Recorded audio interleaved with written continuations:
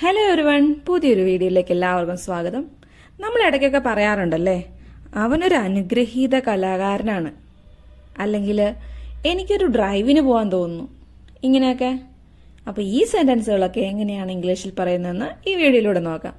Video ഫുള്ളായിട്ട് കാണാൻ ശ്രമിക്കുക. വീഡിയോയുടെ അവസാനമുള്ള ക്വസ്റ്റ്യൻസിന് ആൻസർ ചെയ്യാൻ ശ്രമിക്കുക. So without wasting time, let's begin. അവളൊരു അനുഗ്രഹീത കലാകാരിയാണ്. She is a gifted artist. She is a gifted artist. അവനൊരു അനുഗ്രഹീത പാട്ടുകാരനാണ്. He is a gifted musician. He is a gifted musician. അവളൊരു അനുഗ്രഹീത നർത്തകിയാണ്. She is a gifted dancer. She is a gifted dancer.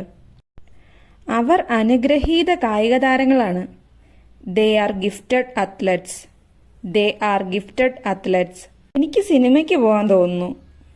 I feel like going for a movie. I feel like going for a movie. എനിക്ക് നടക്കാൻ പോകാൻ തോന്നുന്നു. I feel like going for a walk. I feel like going for a walk.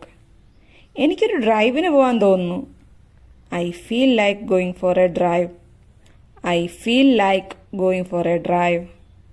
എനിക്ക് ഭക്ഷണം കഴിക്കാൻ പോകാൻ തോന്നുന്നു. I feel like going for food.